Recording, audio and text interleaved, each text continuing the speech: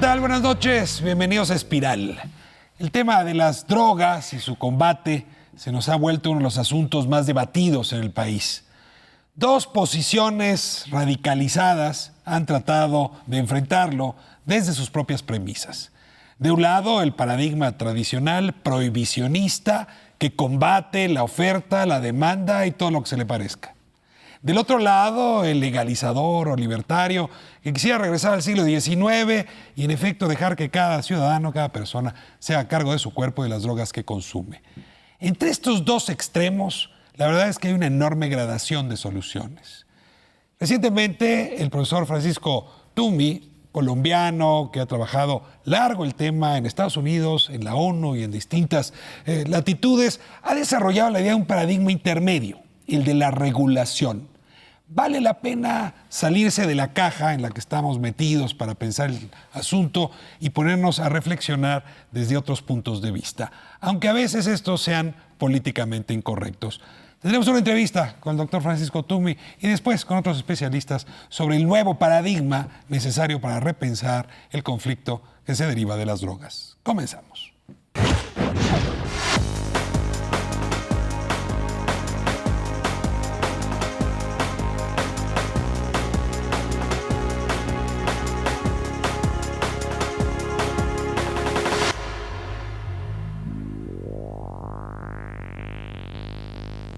Aquí hay un problema muy serio, y es que hay que entender el problema en toda su complejidad, y eso no está ocurriendo en México. El gobierno de México no le está ayudando a la gente a entender toda la complejidad del problema. Cuando se adopta una estrategia demasiado simplista, obviamente uno reduce el debate de tal manera que no tiene ni preguntas inteligentes, ni necesita investigación, ni necesita ver las políticas de los otros países. Hay mucho por aprender. Yo creo que este país necesita abandonar la palabra guerra, porque las guerras producen muchos muertos y vuelven a la gente animal. Y cuando uno tiene guerra, lo que tiene que esperar es muertos. Y animales se vuelven los narcotraficantes y animales se vuelven los soldados de uno o los policías. O sea, esa es una expresión que no es afortunada. Yo la viví, yo la usé, pero la abandonamos. Uno no se puede quedar en guerra para siempre. Hay que empezar a pensar en cosas diferentes. Este país hay que distensionarlo, no puede seguir en guerra. Las políticas de seguridad hay que mejorarlas, pero no puede seguir en guerra. Esa no es una expresión afortunada. El propio gobierno de Estados Unidos acaba de decir: voy a abandonar la expresión porque no sirve para construir buenas políticas. Creo que en temas de seguridad sí se necesitan cambios más que graduales, porque este país no resiste seguir en los niveles de violencia que tiene. Allí no se necesitan cambios graduales, se necesitan cambios más radicales, mejor estrategia, mejor concepción. Y una cosa que no podemos olvidar: el tratamiento del consumo, como lo hemos sugerido, y volverlo un problema de salud, no debilita la lucha contra las drogas, la fortalece. El único oficio del ejército y de la policía y de la marina debe ser perseguir a los narcotraficantes, no a los consumidores. De manera que no son políticas contradictorias, todo lo contrario, son políticas que se fortalecen la una a la otra. No hablemos si lo que se ha hecho está mal. Yo no creo que lo que se ha hecho esté mal. El problema es todo lo que falta por hacer. Para ver nuestra discusión de hoy tenemos aquí al doctor Francisco Tumi. Me da muchísimo gusto que nos acompañe. Él es un economista de formación en Estados Unidos y en Colombia, que ha ido comprendiendo desde la economía el problema justamente del tratamiento de las políticas hacia las drogas, la violencia y el narcotráfico. Doctor, me da muchísimo gusto que nos acompañe aquí. Muchas gracias, es un privilegio estar acá. Como ha constatado en estos días que pasó por México, estamos en una discusión muy intensa en nuestro país sobre el problema que las drogas y las políticas hacia las drogas y la violencia y el crimen organizado nos están provocando. Usted rompió vara, diría yo, en el último encuentro de Biarritz. Me dicen que los jefes de Estado quedan muy impresionados con su planteamiento de un tratamiento integral a la política de drogas. Y justamente por esta razón hubo interés en invitarlo. Yo quisiera que nos ayudara compartiendo algunas de las hipótesis que usted ha venido construyendo sobre la ilegalidad y cómo esta no ha sido abordada desde el tema económico, desde la perspectiva económica. Bien. Es decir, en general, Mi interpretación del problema es políticamente incorrecto. La interpretación general es incorrecta. No, la que yo tengo es políticamente incorrecta. ¿Entiendes?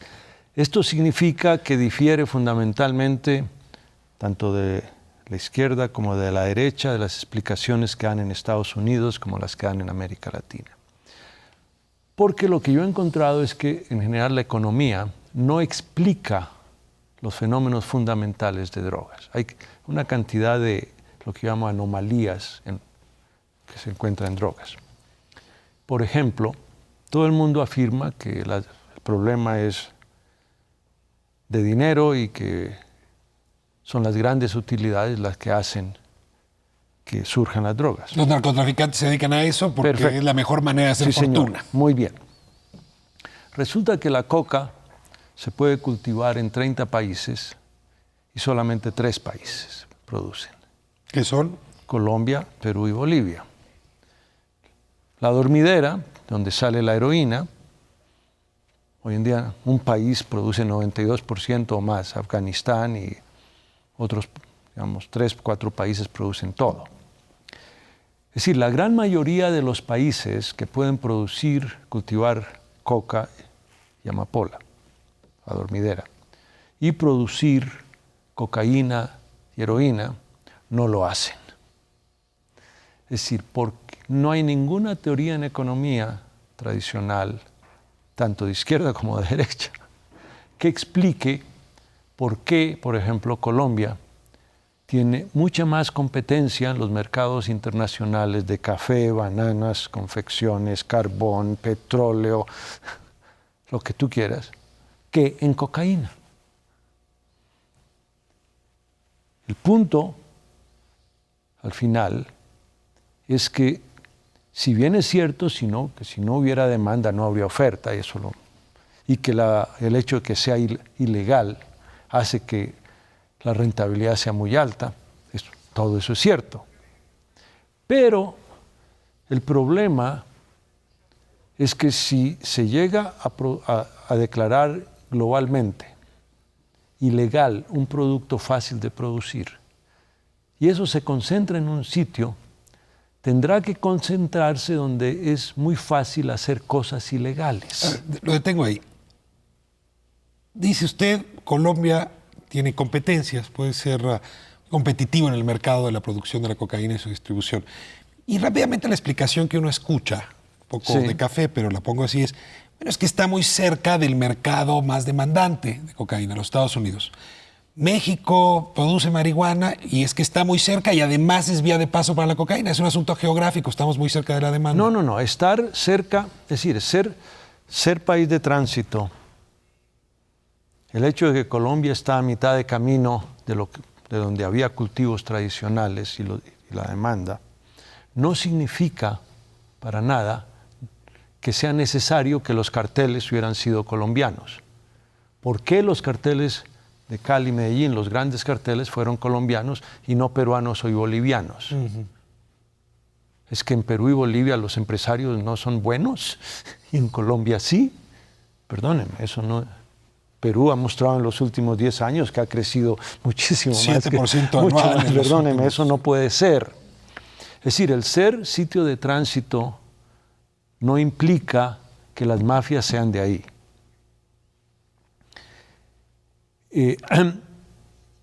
Hay otras razones que se dan. Es que mire que es lo único que podemos producir. La otra razón es porque hay estados débiles, porque los estados no son capaces de regular su economía y porque hay sociedades pobres. Entonces, se juntan las tres cosas, cerca de la demanda, pobreza y estado débil. No hay ninguna correlación entre pobreza y narcotráfico. Es decir, uno encuentra Colombia era mucho más rico que Ecuador en el año 80, año 75. Colombia, debido a que tenía un régimen de control de cambios muy rígido entre el año 31, cuando es de la depresión, el control de cambios en Colombia duró hasta el año 91. Eso hizo que Colombia no fuera una víctima de los capitales golondrina y por eso Es decir, el manejo de la macroeconomía colombiana en esa época fue muy bueno. Fue el país que evitó la crisis de la deuda, porque Colombia no se endeudó. Pero a ver, cuando uno dice pobreza, más que estar pensando en una economía nacional rica o de clase media, como dirían algunos, es que hay segmentos de la población que no tendrían otra manera de salir de la pobreza si no le entraran a estos cultivos. Exacto, muy bien. Tú me estás diciendo que los cultivadores, los campesinos, el campesinado ecuatoriano, tiene mucha más oportunidad que el campesinado colombiano.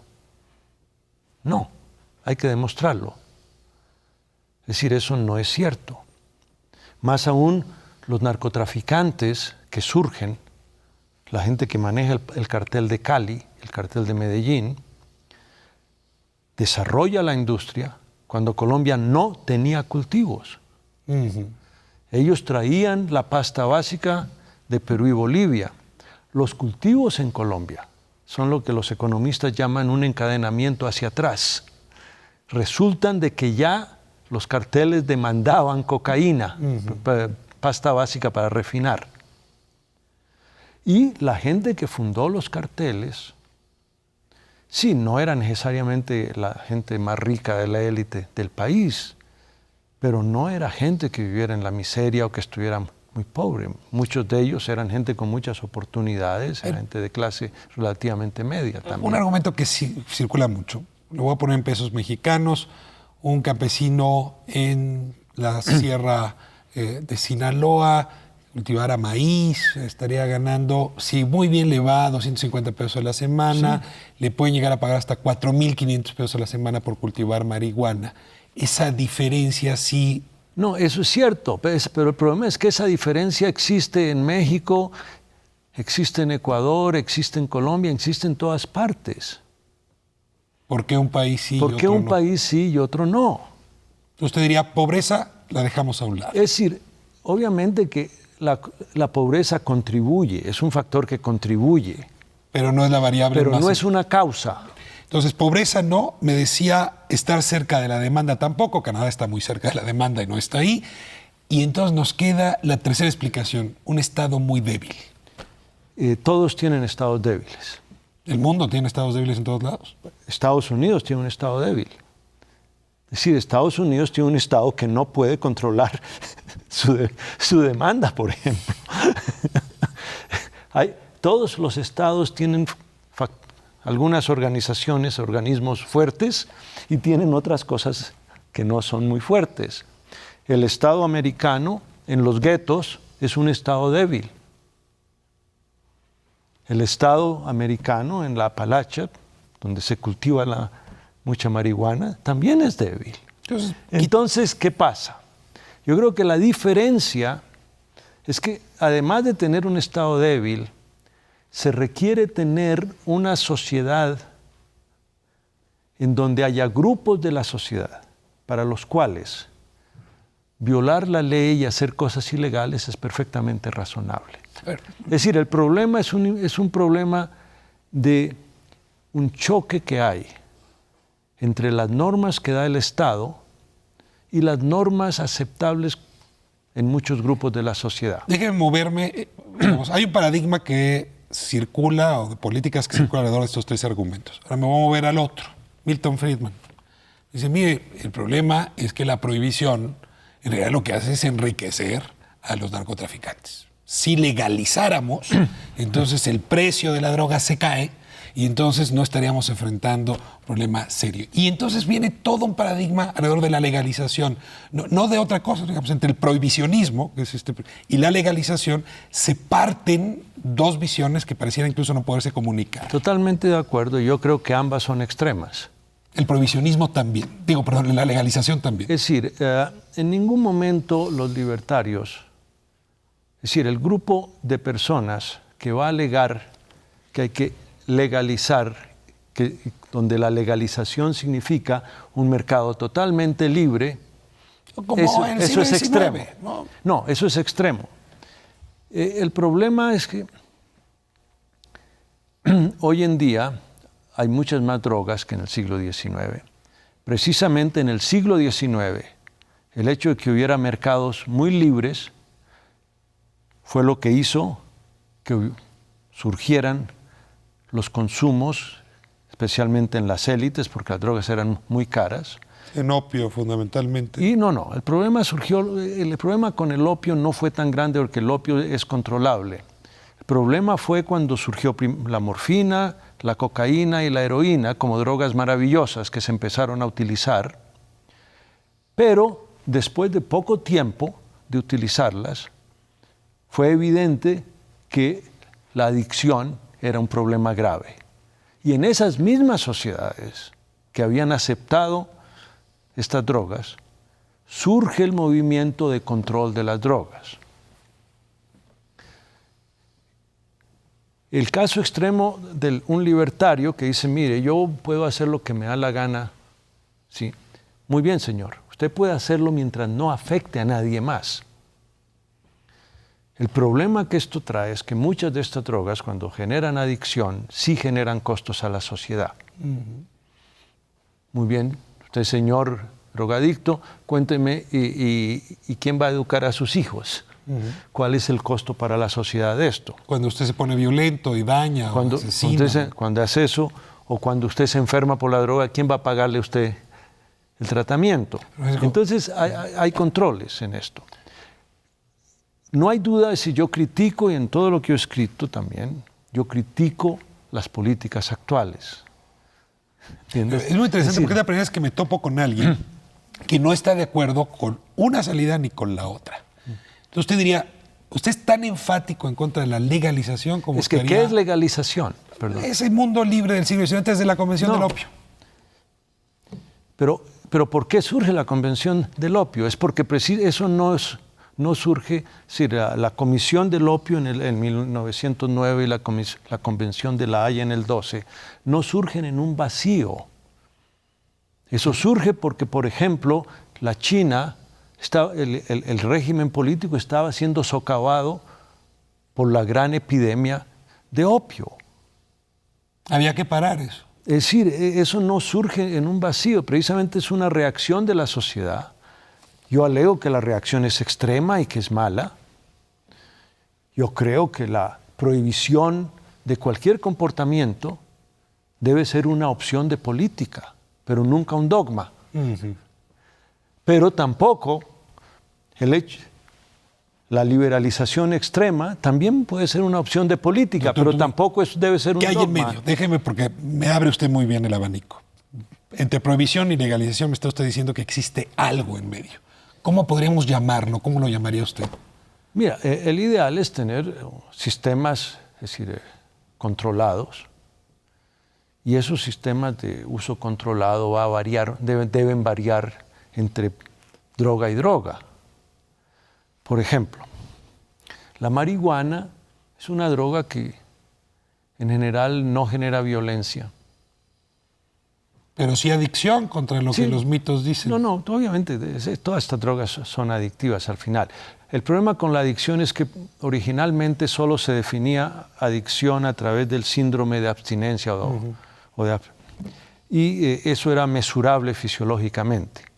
Pero cada vez más se encuentran formas de medir eso. Por ejemplo, hoy, es decir, la cocaína no era adictiva.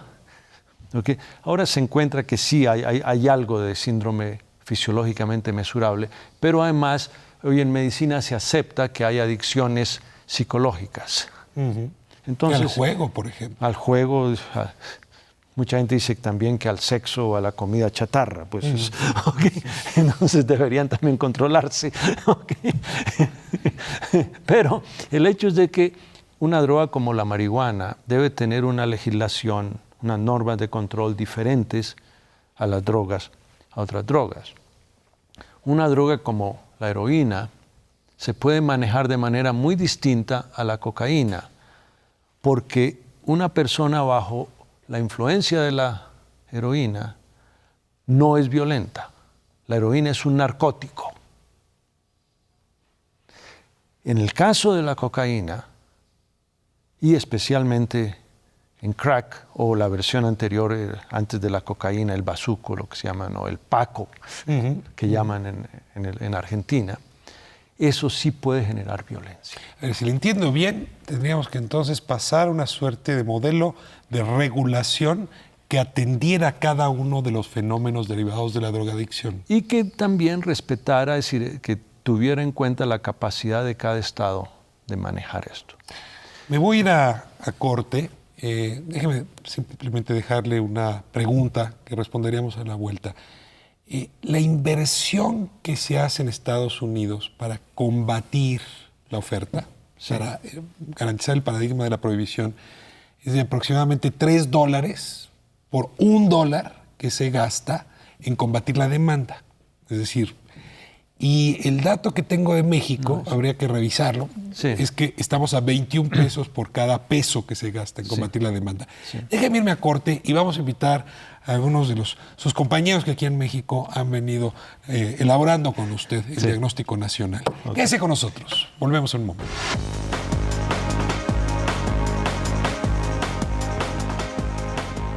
Pues yo creo que está mal porque finalmente genera más violencia y finalmente no resuelve nada. Yo creo que sería aprobar a lo mejor una ley que regule a lo mejor el tráfico de drogas. Como por ejemplo, cuando antes estaba el alcohol prohibido, aprobaron leyes y todo eso para que se pudiera vender, pero de una forma más controlada por el gobierno. De ese modo yo creo que ya no podrían venderlo o ya no se le sería negocio, porque ya no estaría prohibido, cualquiera lo podría comprar en cualquier tienda.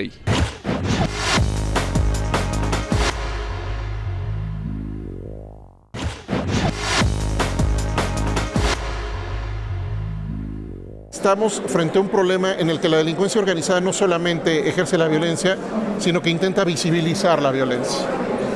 El gobierno, ante eso, genera mecanismos de intervención que de pronto reúnen Policía Municipal, Ejército, Policía Federal, Policía Estatal, Marina, y con todo eso no reducimos la violencia. Entonces, el enfoque tiene que cambiar. El enfoque tiene que ser un equilibrio entre los mecanismos de prevención y reconstrucción social y los mecanismos de represión y uso de la fuerza. La ciudad de Bogotá tiene 4 veces menos policía que la Ciudad de México por habitante y tiene mucho más seguridad que nosotros. A México no le faltan policías, le falta dignificar a los policías. A México no le faltan policías, le falta construir una relación de apoyo social entre la policía y las comunidades. Le falta promover la creación de un estamento profesional. Hoy, ninguno de los candidatos o precandidatos a la presidencia han puesto una perspectiva innovadora que nos permite entender primero cómo vamos a tener la policía que queremos, cómo vamos a tener el sistema de justicia penal que queremos y cómo vamos a reconstruir a las comunidades. Frente a la violencia y la inseguridad, habría que llenar el discurso de experiencias internacionales exitosas, de análisis comparados, de evidencia empírica, de metodología, de compromisos de formación de cuadros. Mi hipótesis es que no saben qué hacer. No saben qué hacer. O sea, no ofrecen algo distinto porque no lo saben. Pues tienen que ponerse a estudiar.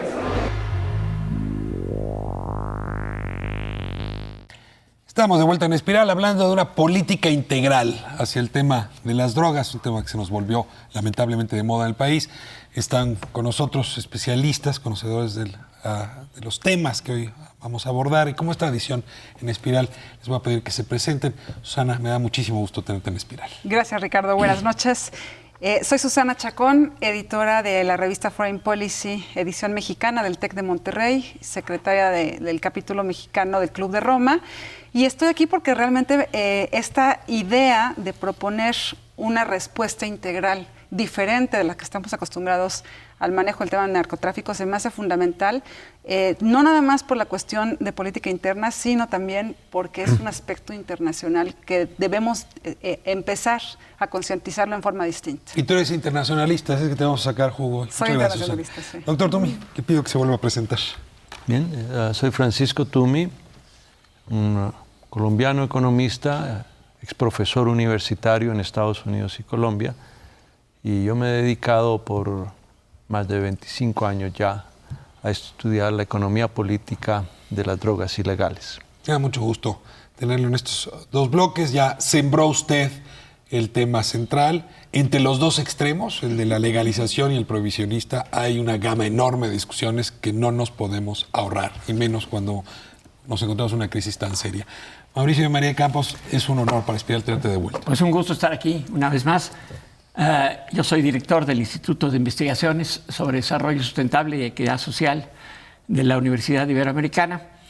Y la razón por la que estoy aquí es porque, entre otras cosas, invité precisamente al doctor Francisco Tumi a venir a dar un breve curso seminario de 3 mañanas allá en la Ibero, que concluimos hoy en la mañana, y que parte del hecho de que nos conocimos allá en 1998, cuando yo dejé de ser director general de la Organización de Naciones Unidas para el Desarrollo Industrial, él fui a ver al presidente Zedillo, no sabía qué hacer conmigo, porque había tenido un puesto importante, era fin de sexenio, y me dijo, ¿por qué no me ayudas a organizar un gran simposio internacional sobre drogas?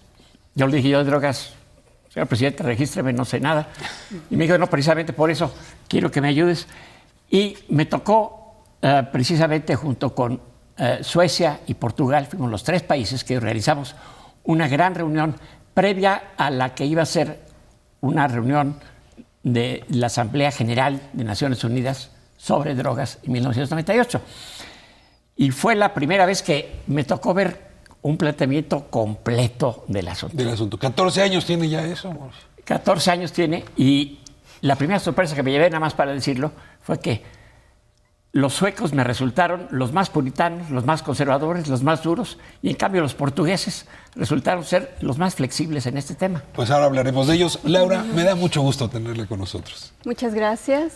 Yo soy directora del Departamento de Estudios Internacionales de la Universidad Iberoamericana y yo no soy experta en el tema de narcotráfico, pero sí me estoy volcando cada vez más al tema de estudiar organizaciones internacionales. Yo creo que no hay en el día de hoy un tema en el mundo que no esté manejado por una organización. Y las organizaciones son actores cada vez más proactivos, cada vez más participativos en la elaboración de los temas, en la elaboración de las políticas, y por supuesto en el tema del narcotráfico las organizaciones están jugando un papel fundamental, y por eso es que estoy aquí. Hay un fenómeno que es global y que requiere ser mirado por una institucionalidad global, y en efecto cuando solamente se quiere tener el problema desde el plano nacional se fracasa. Decía hace un momento el doctor Tumi que había que empezar a salirse de la caja en la que estamos y mirar cada tema por sus méritos, aunque nos dé cansancio o fatiga. El asunto es tan grave que hay que ver cada droga, cada implicación por sus propios méritos. Y usted llamaba eso no lo dijo paradigma, lo voy a usar yo el término, un paradigma más bien de la regulación del problema, más que la prohibición o la legalización de las drogas. ¿Sigo bien entonces su planteamiento, doctor? Sí, pero yo creo que el paradigma, cuando se habla de regulación, tiene que basarse no solamente en la existencia de que hay un Estado que va a hacer cumplir leyes, sino también en que las leyes deben tener un apoyo dentro de la sociedad. Y ese es el problema que tenemos hoy. Es decir, el dilema en el mundo es que hay un fenómeno que afecta a todos los países. Es decir, mientras las drogas, marihuana o heroína, cocaína, si eso fuera producido dentro de un país y no se exportara, mire, cada cual lo manejaría a su manera. El problema es que cuando se globaliza el comercio de estas drogas y las exportaciones e importaciones juegan un papel muy grande, se necesita tener una normatividad común. Si me permites ahí interrumpirte, hay 2 preocupaciones que me saltan justamente de este comentario, y es que para lograr este gran objetivo se requiere sin duda de un Estado de Derecho muy sólido en términos de instituciones nacionales, pero por otro lado de una conciencia de la sociedad que realmente quiera acercarse al tema de otra manera, porque pareciera ser que todo lo que sucede en nuestro país en particular, pero a nivel internacional es algo similar. Como que todo pasa y nadie se preocupa. Ya es parte del día a día de los habitantes de esta humanidad. El problema del narcotráfico, vivimos con y realmente no podemos resolverlo. Si resumir en una nuez lo que dijo en el segmento anterior, dijo, no es un tema solamente de Estado débil, no solamente es un tema de cercanía con la demanda, no es solamente un problema de pobreza, iba hacia allá, decía, hay un problema de sociedad. Y entiendo, si la distancia entre lo que le dice la ley y lo que la sociedad quiere es mucha, se genera un problema.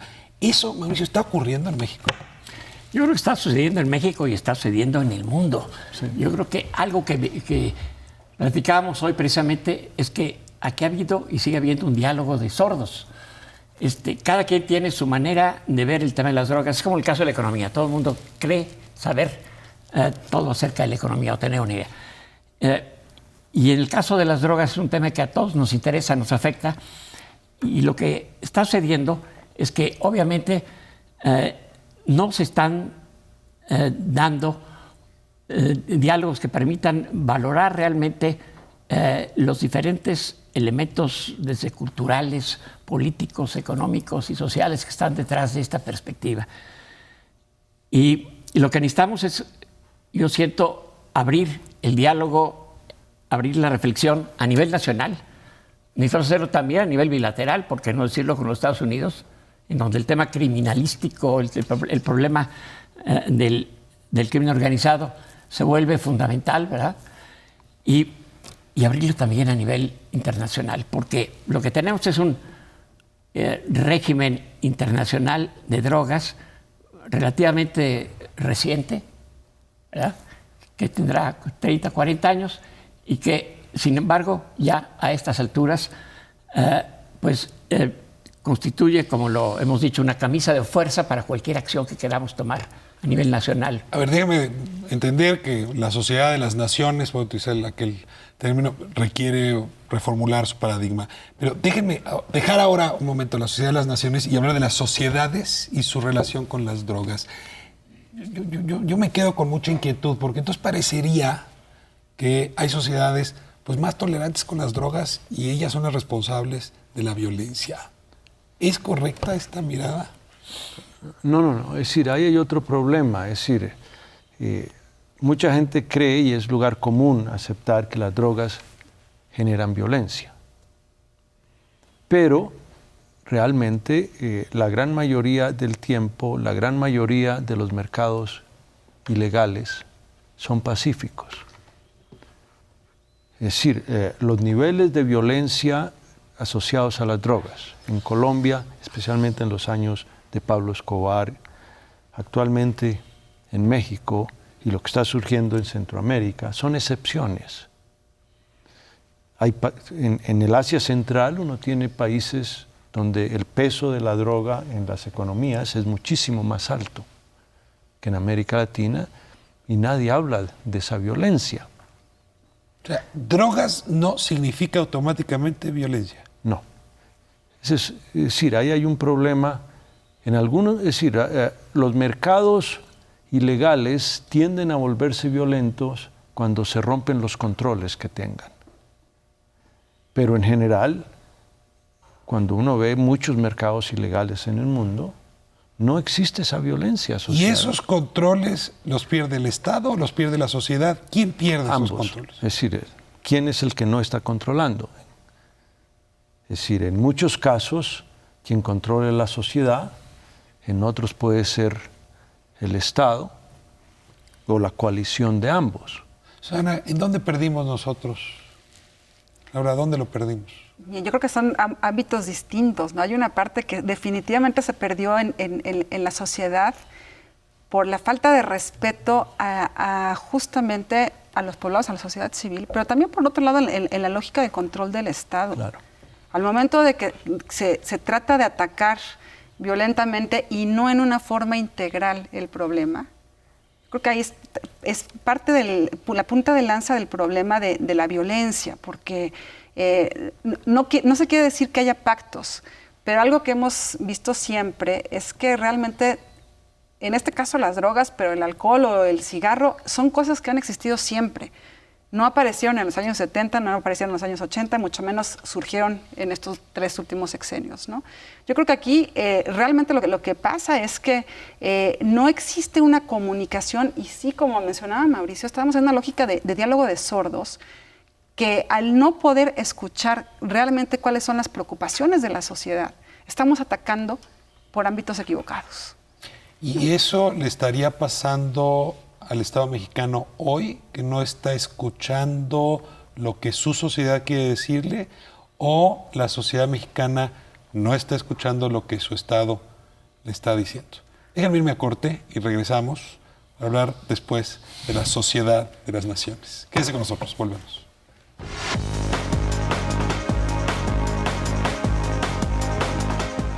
Violencia genera más violencia y creo que no es agradable que luchen, quieran acabar con el narco cuando ellos tienen un poder muy grande. Entonces, aparte, pues mucha gente inocente está muriendo a través de esa violencia. Yo pienso que no es posible, o sea, no puedes llegar y decir simplemente voy a acabar con ellos hoy día, es imposible. Todo es un transcurso y tienes que ir acabando con las cosas poco a poco. Tal vez no va a ser de la noche a la mañana ni se va a cumplir de un día a otro, pero sí hay muchas opciones, como desde lo que es la educación, no sé, tal vez fomentar más deporte, más cultura, por supuesto. Sería una de las grandes opciones para poder acabar con la droga y que la gente consuma tanta droga.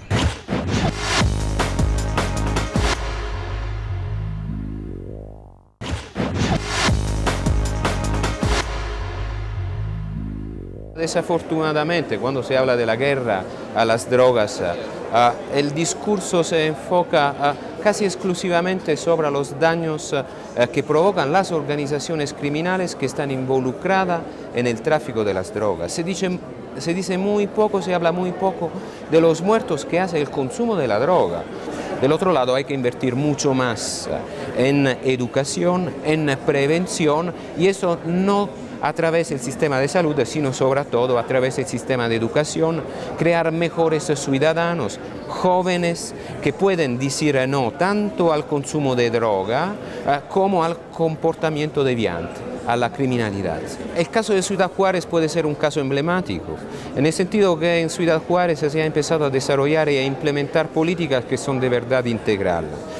Integral en el sentido que miran a los problemas sociales y económicos de la sociedad, tanto en términos de generación y impacto de la cultura criminal, como también en términos de consumo de drogas. Siempre más se está haciendo paso adentro del análisis de los fenómenos criminales conceptos como los de la densidad criminal. La densidad criminal no como concepto georreferencial, lugares en donde hay una alta densidad de hechos criminosos, sino de personas, de individuos, de familias que directamente o indirectamente están conectados a una cultura y una economía ilícita o criminal.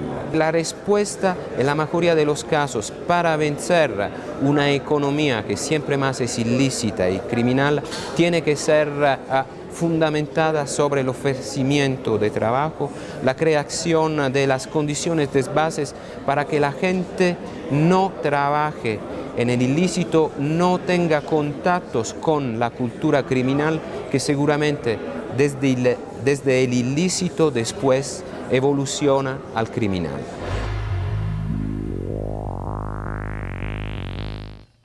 Estamos hablando de la política integral de drogas. Dudo mucho que en este bloque vayamos a poderla construir completa, sobre todo porque ustedes han dicho que el principal problema es que no compartimos diagnósticos. Que decía usted en el corte, monólogo de sordos. La sociedad no oye al Estado, el Estado no oye a la sociedad. Y que entonces no hay manera de construir una manera distinta de abordar. Y prohibicionistas no escuchan a los liberacionistas. Y lo contrario. Y lo contrario. O sea, de un lado y de otro está habiendo sordera. Ahora, vamos a pensar que se construyera un paradigma internacional, Laura, alrededor de una política integral centrada en la regulación, no en la prohibición, no en la legalización. ¿Dónde podría empezar a construirse ese asunto? ¿En la ONU? ¿En un diálogo entre los países que tienen problemas?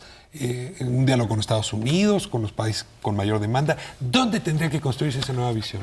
Bueno, yo creo que en este momento justamente Hay una propuesta interesante que la hizo la Federación Rusa hace algunos días en el sentido de llevar este debate al Consejo de Seguridad de las Naciones Unidas. O sea, se está planteando un cambio de interpretación con respecto a cómo enfrentar este problema y cómo construir este nuevo paradigma del que estamos hablando aquí.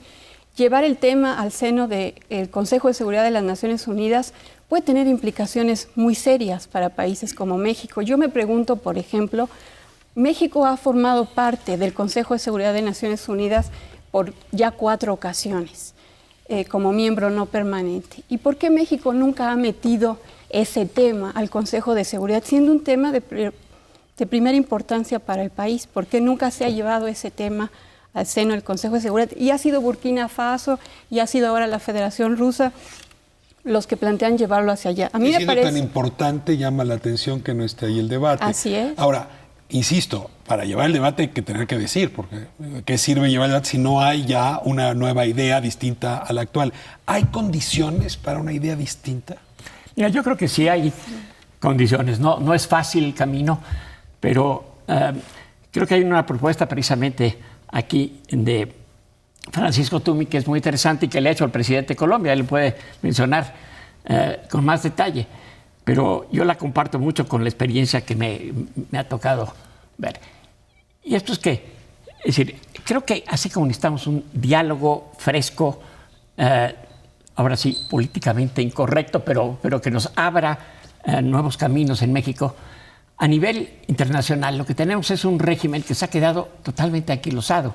Un régimen internacional, empezando por la Agencia de Naciones Unidas, es decir, la Organización de Naciones Unidas sobre las drogas y el delito, siguiendo con la Junta de Estupefacientes y todos los mecanismos que existen actualmente, se ha quedado totalmente rebasado en el pasado. Entonces, hay temas, obviamente... Pero Mauricio, perdón, es que el tiempo se nos está yendo muy fuerte. Perfecto. Y entiendo bien que hay una cuestión de forma de discusión en el ámbito internacional, pero necesito saber contenidos. Bien. ¿Sobre qué idea se podría construir un nuevo acuerdo? Primer punto, dejar de hablar de las consecuencias del régimen y concentrémonos en los fundamentos del régimen. Las causas. No, fundamentos del régimen. Es decir, tenemos un régimen prohibicionista que es una camisa de fuerza. Que no funciona. Pero los prohibicionistas no la van a cambiar ni van a debatir, porque para ellos abrir el debate ya están perdiendo. Mire, ¿por qué no forzarlos? Hay que forzar a las Naciones Unidas a que expliquen cuáles son los fundamentos que hacen que ninguna de las drogas en las listas controladas pueda tener un uso distinto a los médicos y a la investigación científica. ¿Por qué, si a través de toda la historia estas drogas han tenido usos religiosos,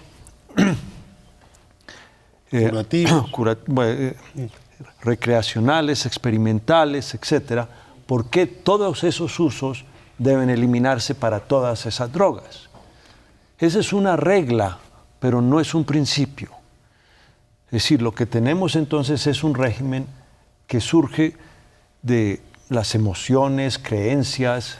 Es más un asunto de fe. De fe que de otra experimentación cosa. científica. Yo tendría ahí una observación. Yo creo que uno de los problemas fundamentales tiene que ver con las propias organizaciones. O sea, tú no puedes establecer un régimen que unifique todas las políticas para todos los países, dada la tremenda variedad en términos de drogas, de la dificultad de controlarlas, de los problemas específicos que enfrentan los países. Entonces, las organizaciones, desafortunadamente, son estas criaturas que se están moviendo en todos lados, pero que se están moviendo mal o no tienen los recursos para moverse como deben de hacerlo. Entonces, tú no puedes ponerle a una organización una única política. Bueno, no le puedes poner al revés, no le puedes poner que confeccione diferentes políticas para diferentes países. Tienes que ponerle una única política y creo que la política la podemos discutir si ha sido buena o mala, la de ser prohibicionista, pero esa es la que organizacionalmente estas pueden manejar, porque si no Ahora, esas sería organizaciones insostenible. miden con indicadores, ¿no? O sea, yo veo, a ver, ¿cuál es el triunfo de esa política? ¿Cuántos decomisos se hicieron? ¿Cuántos criminales están detenidos? ¿Cuántos avionetas? No, ¿cuántos dejaron de consumir? No, perdón. Si yo soy un prohibicionista, yo le digo, mire, las drogas legales El cigarrillo mata 5,4 millones de personas por año. El alcohol, 2,5 millones de personas por año. Las drogas ilegales no matan 200.000 personas por sobredosis el año. Ese también es un resultado.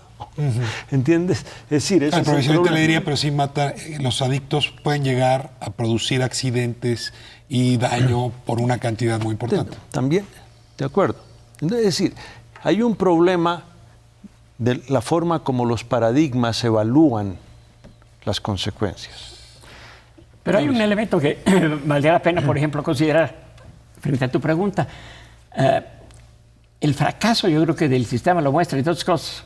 Por ejemplo, que en los Estados Unidos, a principios de los 90s, más o menos un 5.8% de la población mayor de 12 años consumía drogas. Hoy en día ha subido a 9% prácticamente, o sea, como un 50%. Entonces, el sistema ha fracasado en ese sentido. Es decir, hay más gente que está consumiendo drogas. Bueno, hay un problema de sociedad, decíamos hace un rato. Sí, claro. ¿Cuál tendría que ser el paradigma internacional de atención a las sociedades que están sufriendo o bien altos índices de drogadicción o altos índices de violencia producto del mercado de las drogas? Yo me iría todavía un poco antes, Ricardo. El tema de las normas y el tema de los principios, que es un poco lo que mencionaba el profesor hace un momento. ¿Quiénes están construyendo las normas y qué tipo de normas en términos de regulación se están dando? Yo creo que ahí hay un error de partida. Mientras que no se consideran los principios de las sociedades, que pareciera ser que las normas son generales para todos en forma similar y que no parten de cuál es el modus vivendi de las localidades. Ahora, Laura decía eso hace un momento, tendría que haber entonces políticas pues, para cada país y no un paradigma internacional. No necesariamente. Perdón, fíjate, las Naciones Unidas permiten la producción de opiáceos y de morfinas. La morfina. En la Oficina de Drogas, con la Organización Mundial de la Salud, establecen una cuota. Claro. ¿Cuánta morfina se necesita en el mundo? Ellos asignan cuotas y hay un sistema en donde diversos países, 7, 8 países, reciben la cuota y hay un sistema de supervisión para la producción de morfina. Es decir, fíjate que es posible tener opciones diferenciadas distintas. Yo veo aquí dos cuestiones. Las organizaciones internacionales como la Oficina de Naciones Unidas contra la Droga y el Delito ha tenido un papel muy importante en términos de asistir a los estados en el fortalecimiento institucional. O sea, una de las estrategias que han seguido estas organizaciones son apoyarlos en el mejoramiento de los sistemas de justicia, en los sistemas legales, apoyarlos en la traducción de todo el régimen internacional, de la normatividad internacional, apoyarlos también con información, apoyarlos con asistencias técnicas. Eso es por un lado, ha sido como la visión primaria que han... Y están bajo el paraguas prohibicionista y es una política uniforme que no necesariamente responde a las particularidades que tendríamos que estar considerando. Esa podría ser una crítica a este. El otro que veo que se está comenzando a mover o comenzando a poner en el tapete, en el debate, es de darle a las Naciones Unidas ahora ya una participación mayor, porque si llevamos el debate al seno del Consejo de Seguridad, estamos planteando que la posibilidad de que Naciones Unidas entonces lo incorpore a sus operaciones de peacekeeping o de peace building y los lleve como parte de su paquete de intervención, como otro mecanismo también de fortalecimiento institucional, pero un fortalecimiento institucional ahora impuesto, ahora ya no a través de un proceso más normativo, sino más impositivo. Yo creo que ahí se están moviendo dos cosas. Nos quedan 2 minutos y sí, la sensación que tengo es llevar a la ONU a que tome una serie de políticas cuando ni prohibicionistas ni libertarios se han puesto de acuerdo. ¿Quién sabe a qué desastre nos llevaría? En México, y déjenme cerrar con esto, ¿podemos avanzar hacia el tercer paradigma? Hacia una capacidad más de regulación. ¿Tenemos esas condiciones, doctor Tumbe? Es decir, yo creo que hay un problema de que México pues, firmó todas las convenciones. Claro. Es decir, el problema no es que deban o no deban, o que tenga la capacidad o no, es que estamos atrapados. Por el resto del mundo. Por lo que eso se firmó. Mira, yo creo que lo que sería muy importante es iniciar ese diálogo en México, pero también hay países como Colombia, hay otros países productores como el caso de Bolivia, como el caso de Perú, por mencionar nada más algunos países, pero también los países centroamericanos, con los cuales a nivel, por ejemplo, de la próxima cumbre iberoamericana, podríamos empezar a plantear este tipo de temas.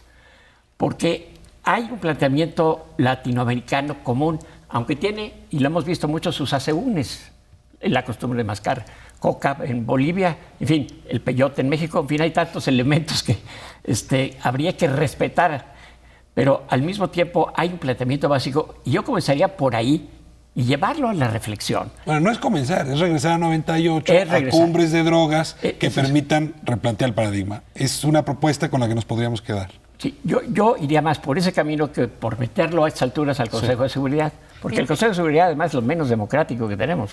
Pero ya a nivel nacional, por ejemplo, también hay otro camino que es el acercamiento a la sociedad desde organizaciones particulares.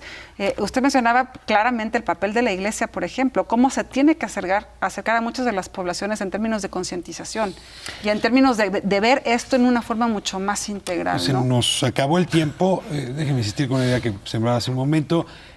Seguir pensando dentro de la caja no nos está ayudando. Para nada. Este tipo de provocaciones políticamente incorrectas ayudan muchísimo. Les agradezco muchísimo que nos hayan acompañado a Espiral esta noche. Nos vemos próximo miércoles 9:30, 11 TV México. Gracias por habernos permitido entrar a sus hogares.